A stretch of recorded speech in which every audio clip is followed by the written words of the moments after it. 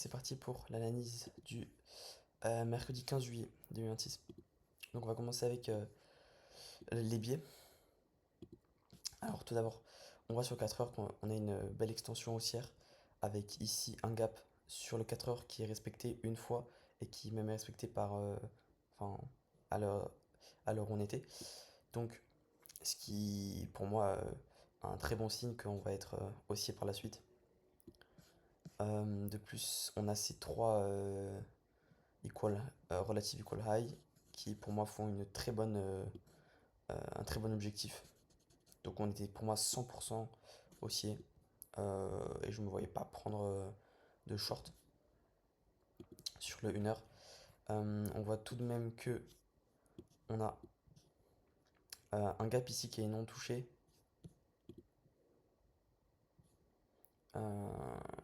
Un gap ici qui est non touché, donc pourquoi pas. Et ce 15 minutes là. Donc l'idée principale c'était d'avoir un retracement dans ce 15 minutes évidemment, et puis de suite de venir chercher ces trois highs qui étaient là. Mais c'est pas vraiment ce qui s'est passé. Le truc c'est qu'aussi, c'est que sur le 1 heure, on est venu taper dans ce 1 heure là. On est venu rejeter, donc pourquoi pas finalement, pourquoi pas le short, mais encore une fois, je voyais vraiment plus l'achat.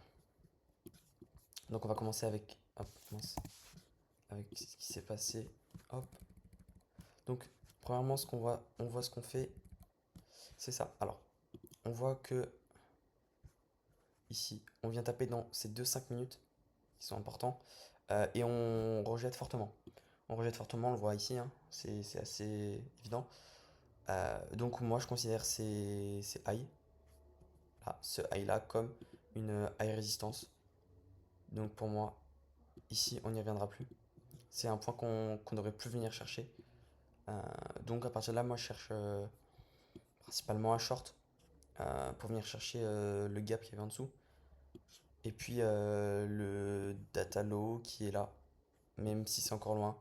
Pour le moment, je voulais voir d'abord comment ça réagissait avec le 15 minutes. Mais on voit ici qu'on l'inverse assez facilement. Donc on va avancer. Euh, Surtout qu'en plus de ça, on a une SMT au high qui est baissière. On voit que ici, on vient chercher le high du pre-market alors que l'autre non. Donc ce qui vient nous confirmer une SMT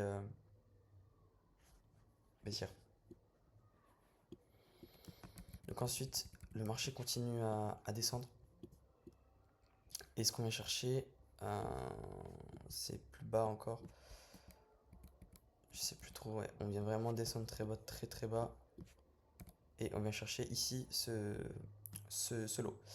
Alors, ici, il y avait deux lots qui étaient stack, euh, qui correspondaient au lot de la journée.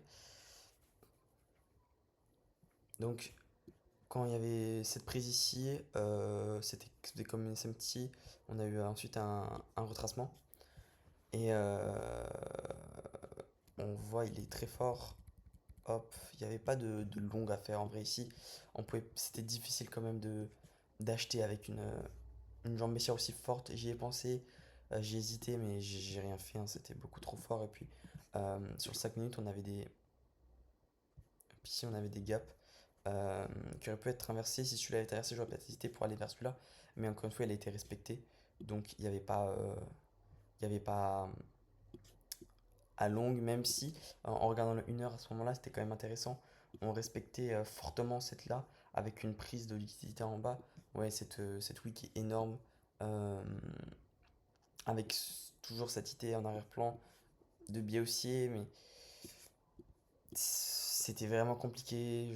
J'aurais beaucoup hésité à prendre quelque chose s'il y avait eu un setup. Heureusement pour moi, il n'y en a pas eu. J'ai pas eu à faire ce choix. Et ce qu'on est venu faire, c'est qu'on est venu taper dans ce 15 minutes ici. Donc pour venir chercher ici le lot de la journée, du coup de l'Asia Session. Donc on est venu taper là.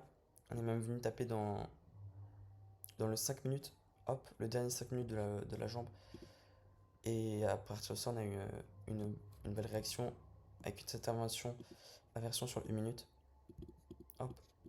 Et puis, on est venu entrer. Moi, je suis entré ici pour un 1 pour 1 avec mon stop loss là parce que ce high devrait être une high résistance si mon plan est bon. Et on est venu le prendre directement. Concernant ce trade, il était un peu particulier parce que franchement, mon objectif c'était le low ici. Et je voulais rester là, aller chercher jusqu'en bas. Mais je l'ai pas fait parce que j'ai eu peur. Franchement, j'ai eu peur. Là, je risquais 250 $, donc j'ai fait que 250 $ à peu près aujourd'hui. Et quand on est venu chercher mon 1 pour 1, j'ai mis mon TP à la base ici et j'ai quand même mis le 1 pour 1. J'ai attendu qu'on le dépasse, puis j'ai dépassé mon break-even au 1 pour me dire, ok, dans tous les cas, je fais sécurement le 1 pour 1. Et j'ai fait ça parce que je stressais beaucoup. J'avais vraiment de fortes émotions là. J'avais vraiment, vraiment peur que ça revienne et que ça me prenne mon break-even et de me dire que mais si j'avais juste fait comme d'habitude, bah voilà. Et ça, c'est une réaction que j'ai beaucoup. De me dire les profits que j'aurais pu faire. Par exemple, si je suis à plus 300 et qu'ensuite je prends un break-even, c'est bien plus dur que de prendre une perte. Enfin, c'est des profits que j'aurais pu faire. Et donc là, j'ai tout de suite des regrets de me dire j'aurais pu les avoir en fait. Ils étaient dans ma poche et ils sont partis. Donc c'est encore plus dur que de faire une loss parce qu'une loss en soi tu peux te tromper et après tu peux apprendre de cette loss. Là, c'est juste genre frustrant, très très frustrant. C'est bien plus frustrant de perdre de l'argent qu'on n'a pas encore eu que l'inverse. Et donc j'ai mis mon stop là, mais après on est revenu à la bougie d'après. Ce qui est dommage, je me suis pas fait confiance, hein, mais voilà. J'aurais pu faire mon max. Vous voyez là, c'était, j'ai mis 3. Et donc ça faisait plus 600. C'était le max que je peux faire sur mon compte lucide. Et à la place, du coup, j'ai fait à peu près 250. Ouais, j'ai dû faire par là 250. C'est dommage. C'est vraiment dommage. Je. Non, en fait, je suis pas dégoûté parce que dans tous les cas, il y avait quand même cette week de 1 heure qui était vraiment énorme, qui était assez bizarre. Et dans tous les cas, je me suis dit, imaginons 2 cas. Le premier cas où je laisse mon TP en bas et que ça prend mon break-even, j'aurais été dévasté. J'aurais été vraiment dévasté, j'aurais été très mal mentalement.